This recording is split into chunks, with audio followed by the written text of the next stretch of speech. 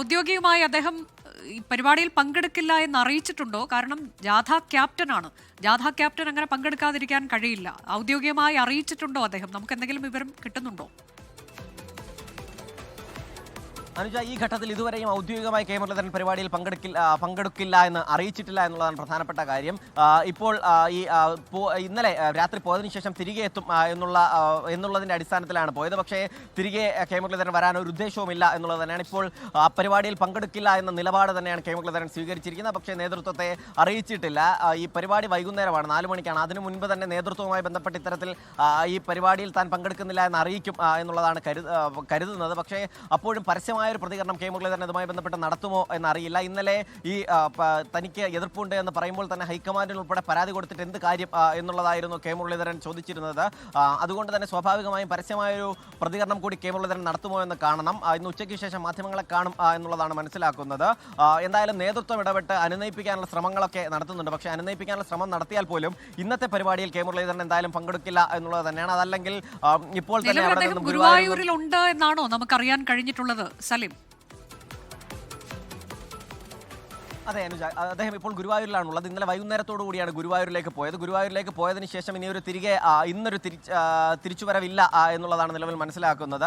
നേതൃത്വം അദ്ദേഹവുമായി സംസാരിക്കാൻ ശ്രമിക്കുന്നുണ്ടെങ്കിലും അദ്ദേഹം ഫോൺ സ്വിച്ച് ഓഫ് ചെയ്തിരിക്കുകയാണ് എന്നുള്ളതും മറ്റൊരു പ്രധാനപ്പെട്ട കാര്യമാണ്. അതുകൊണ്ട് തന്നെ അദ്ദേഹവുമായി നേരിട്ട് ബന്ധപ്പെടാൻ നേതൃത്വത്തിന് കഴിഞ്ഞിട്ടില്ല. ഉച്ചയോടുകൂടി അദ്ദേഹം ഈ നേതൃത്വവുമായി ഇക്കാര്യങ്ങൾ പറയുകയും താൻ പരിപാടിയിൽ പങ്കെടുക്കുന്നില്ല എന്ന് അറിയിക്കുകയും ചെയ്യും എന്നുള്ളതാണ്. കെ മുരളീധരനുമായി ബന്ധപ്പെട്ട വൃത്തങ്ങൾ പറയുന്നത്. ശ്രമിക്കുമ്പോഴും അദ്ദേഹത്തിന്റെ ഫോൺ സ്വിച്ച് ഓഫ് ആണ് സലിം. ഇവിടെ ഇപ്പോൾ ഈ പരിപാടി തുടങ്ങി വെച്ചു. അതിൽ കെ മുരളീധരൻ്റെയൊക്കെ അന്നത്തെ പ്രതികരണം നമ്മൾ തത്സമയം നൽകിയത് ഞാനിപ്പോൾ ഓർക്കുകയാണ്. ആ സമയത്താണ് ഇങ്ങനെ ഇതിന്റെ സമാപനത്തിൽ പങ്കെടുക്കാതെ പെട്ടെന്ന് അദ്ദേഹം ഫോൺ സ്വിച്ച് ഓഫ് ആക്കി മടങ്ങുന്നത്. ഇത് പാർട്ടിയെ സംബന്ധിച്ച് വലിയ നാണക്കേടല്ലേ? അദ്ദേഹം തന്നെ പറഞ്ഞതുപോലെ എങ്ങനെയെങ്കിലും ഭരണം പിടിക്കാൻ വേണ്ടി നോക്കുന്ന സമയത്ത് ഇത്തരത്തിലേക്കൊക്കെയുള്ള നടപടികൾ ഉണ്ടാവുക എന്ന് പറയുന്നത് പാർട്ടിക്കും അത് വലിയ നാണക്കേടല്ലേ സലിം? അനുജ, ഉറപ്പായും വലിയ നാണക്കേടാണ് എന്ന് മാത്രമല്ല, രാഷ്ട്രീയമായി ഗുണമുണ്ടാക്കുക എന്ന ലക്ഷ്യത്തിന്റെ കൂടി അടിസ്ഥാനത്തിലാണ് ഈ ശബരിമലയുമായി ബന്ധപ്പെട്ട വിവാദങ്ങളിൽ ഒരു മേഖലാ ജാഥ നടത്താൻ തീരുമാനിച്ചത്. അത് ഏറെക്കുറെ മെച്ചപ്പെട്ട നിലയിൽ നടത്താൻ കഴിഞ്ഞു എന്നുള്ളതായിരുന്നു KPCCയുടെ വിലയിരുത്തൽ. പക്ഷേ അതിൻ്റെ ഏറ്റവും അവസാനം, ആ പരിപാടിയുടെ ഏറ്റവും അവസാന ദിവസമാണ് ഇത്തരത്തിലൊരു വലിയ കല്ലുകടി ഉണ്ടാകുന്നത്. നേരത്തെ ഇന്നലെ ഇതുമായി ബന്ധപ്പെട്ട ഈ പുനഃസംഘടനയുമായി ബന്ധപ്പെട്ട നേതൃത്വത്തിന്റെ ഒരു വിശകലനം ഉണ്ടായിരുന്നു. അപ്പോൾ പറഞ്ഞത് പതിവിന് വിപരീതമായി വലിയ പൊട്ടിത്തെറികൾ ഉണ്ടായിട്ടില്ല, ചെറിയ അസ്വാരസ്യങ്ങൾ മാത്രമേ ഉണ്ടായിട്ടുള്ളൂ.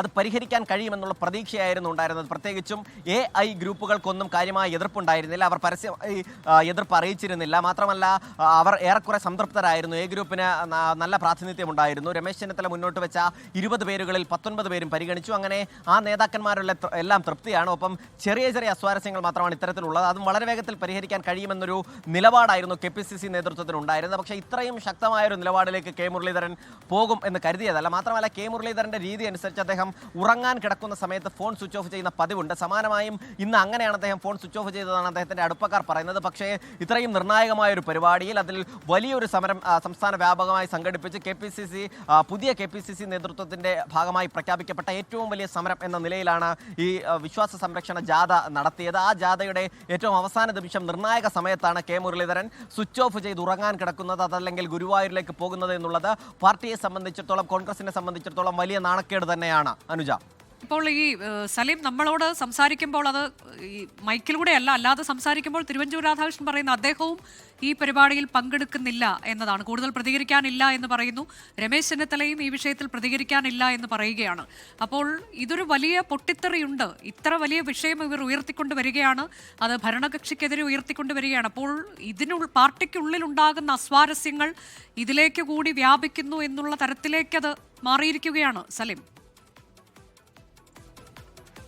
അനുജ, ഉറപ്പായും. കാരണം പാർട്ടിയെ സംബന്ധിച്ചിടത്തോളം നിർണായകമായ ഒരു തെരഞ്ഞെടുപ്പ് കാലമാണ്. തദ്ദേശ തെരഞ്ഞെടുപ്പ് വരാൻ പോവുകയാണ്. 10 വർഷമായി, തുടർച്ചയായി 9.5 വർഷമായി പ്രതിപക്ഷത്തിരിക്കുന്ന പാർട്ടി അത് ഭരണം തിരികെ പിടിക്കാനുള്ള പരമാവധി ശ്രമങ്ങൾ നടത്തുകയാണ്. അതിന്റെ ഭാഗമായാണ് ഇത്തരത്തിലുള്ള സമരപരിപാടികൾ തീരുമാനിച്ചിരിക്കുന്നത്. അതിനിടയിൽ പരമാവധി പരസ്യ പ്രതികരണങ്ങൾ ഒഴിവാക്കണമെന്ന് നേരത്തെ തന്നെ നേതൃത്വവുമായി നേതാക്കൾ അറിയിച്ചതാണ്. ലോകത്തെവിടെയായാലും ഏത് സമയത്തും 24 വാർത്തകളും ഓഗ്മെന്റഡ് റിയാലിറ്റി പാക്കേജുകളും എക്സ്പ്ലെയിനറുകളും വിശദമായി കാണാൻ ഞങ്ങളുടെ YouTube ചാനൽ നിങ്ങൾക്ക് സബ്സ്ക്രൈബ് ചെയ്യാം.